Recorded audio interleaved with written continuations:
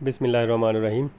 آج میں آپ کے ساتھ قرآن مجید کے 29ویں سپارے کا خلاصہ شیئر کر رہا ہوں۔ 29ویں سپارے میں 11 صورتیں ہیں مکمل۔ سورہ ملک، سورہ قلم، سورہ حاقیات، سورہ معراج، سورہ نوم، سورہ جن، سورہ مزمل، سورہ مدثر، سورہ قیامت، سورہ دوحر، سورہ مرسلات۔ ان صورتوں کا مختصر تعارف اور خلاصہ میں آپ کے ساتھ شیئر کر دیتا ہوں۔ سب سے پہلے ہے سورۃ ملک۔ اس میں 2 باتوں کا ذکر ہے۔ سب سے پہلے توحید کا بیان ہے، اس کے بعد ہے دوسرے نمبر پہ جہنم میں داخل ہونے والوں اور دروغہ جہنم کے درمیان مکالمہ۔ اس کے بعد سورہ قلم شروع ہو جاتی ہے۔ سورہ قلم میں بھی 2 باتوں کا ذکر ہے۔ باغ والوں کا واقعہ کہ جن کا باغ غربا و مساکین کے حقوق کی ادائیگی نہ کرنے کے نتیجے میں باغ آگ کی نظر ہو گیا، اور دوسرا اس میں ذکر ہے نبی کریم صلی اللہ علیہ وآلہ وسلم کے اخلاق عالیہ کا بیان ہے۔ اس کے بعد سورہ حاقیات شروع ہو جاتی ہے۔ اس کے بھی 2 موضوع ہیں جن کو تفصیل کے ساتھ بیان کیا گیا ہے۔ پہلے نمبر پر ہے مختلف قوموں کے عذاب میں گرفتار کیے جانے کا بیان کہ کیا وجہ کیوں مختلف قومیں مختلف عذاب میں مبتلا ہوئیں۔ دوسرے نمبر پر قیامت کے وقوع کا بیان اور اچھے لوگوں کے جنت میں داخل ہونے اور بروں کے جہنم میں جانے کے بیان اور اسباب کا تذکرہ۔ اس کے بعد سورہ معراج ہے۔ اس میں 3 اہم موضوع ڈسکس کیے گئے ہیں۔ سب سے پہلے قیامت کے وقوع کا انداز، انسانوں کی بعض صفات کا بیان، جنتیوں کی صفات کا بیان۔ اس کے بعد سورہ نوح ہے۔ اس میں بھی 3 اہم باتوں کا ذکر ہے۔ سب سے پہلے نوح علیہ السلام کی طویل تبلیغ اور ان کے طریقہ دعوت کا بیان ہے۔ دوسرے نمبر پر استغفار کے فوائد کی بارش نازل ہوگی، مال میں اضافہ ہوگا، نرینہ اولاد ملے گی، باغات اور نہریں حاصل ہوں گی۔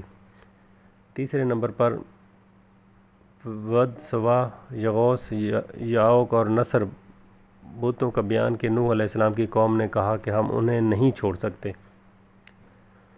اس کے بعد سورۃ جن شروع ہو جاتی ہے۔ سورہ جن میں بھی 2 اہم باتوں کا ذکر کیا گیا ہے۔ نبی کریم صلی اللہ علیہ وآلہ وسلم وادی نخلہ میں گئے، نماز میں قرآن مجید کی تلاوت کر رہے تھے۔ جنوں کی ایک جماعت کا گزر ہوا تو انہوں نے قرآن مجید سنا اور ایمان لے آئے۔ دوسرے نمبر پر مسجدیں صرف اور صرف اللہ کی عبادت کے لیے ہیں، ان میں کسی اور کو نہیں پکارا جائے گا۔ اس کے بعد سورۃ مزمل شروع ہو جاتی ہے۔ سورۃ مزمل میں بھی 2 اہم باتوں کا ذکر کیا گیا ہے۔ پہلے نمبر پر نبی کریم صلی اللہ علیہ وآلہ وسلم کی عبادت کا حال بیان کیا گیا ہے کہ آپ پوری رات عبادت کرتے تھے، چنانچہ آپ سے فرمایا گیا کہ پوری رات عبادت نہ کیا کریں۔ دوسرے نمبر پر قرآن مجید میں سے جو آسان ہو اسے پڑھنے کا حکم دیا گیا ہے۔ نماز کرنے، زکوٰۃ ادا کرنے اور قرض حسنہ دینے کا حکم ہے۔ اس کے بعد سورۃ مدثر شروع ہو جاتی ہے۔ اس میں 3 اہم باتوں کا ذکر ہے۔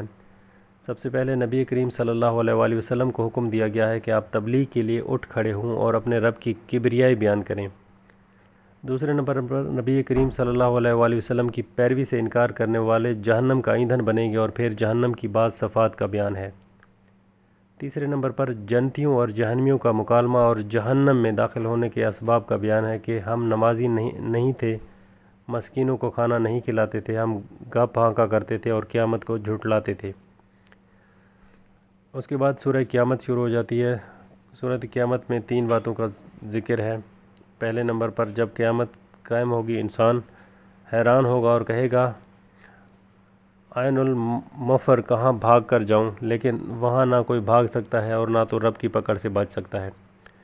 دوسرے نمبر پر جب نبی کریم صلی اللہ علیہ وآلہ وسلم پر وحی نازل ہوتی تو آپ جلدی جلدی پڑھتے کہ کہیں بھول نہ جاؤں۔ اللہ نے فرمایا اے نبی کریم صلی اللہ علیہ وآلہ وسلم، آپ جلدی نہ کریں بلکہ غور سے سنیں، پڑھانا ہماری ذمہ داری ہے۔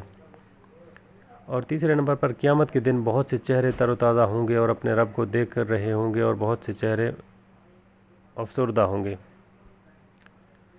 اس کے بعد سورہ دہر شروع ہو جاتی ہے۔ سورہ دہر میں بھی 3 اہم باتوں کا ذکر ہے۔ سب سے پہلے انسانوں پر ایک ایسا بھی دور آیا کہ جب وہ کچھ بھی نہ تھا، پھر اللہ تعالیٰ نے عدم سے وجود بخشا۔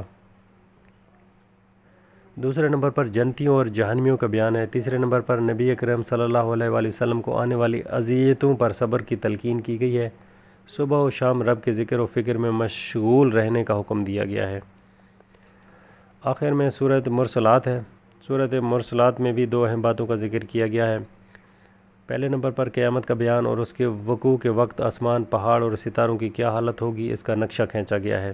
دوسرے نمبر پر قیامت کے وقوع ہونے پر مجرموں کو دبوچ لیے جانے، انسان کی پیدائش، زمین کا بنایا جانا، اس میں مضبوط پہاڑوں کا رکھنا، اور پھر جہنم کے شعلوں کا بیان، کافروں اور مشرکوں کا قیامت کے دن نہ بولنا، اور ان کے علاوہ اور بہت سی چیزوں کا تذکرہ کرتے ہوئے بار بار یہ کہا گیا کہ ان واضح چیزوں کے جھٹلانے والوں کے لیے تباہی ہے، اور یہ بات تقریباً 10 مرتبہ دہرائی گئی ہے، اور آخر میں کہا گیا ہے کہ اگر تم ان باتوں پر ایمان نہیں رکھتے تو پھر کس بات پر ایمان لاؤ گے۔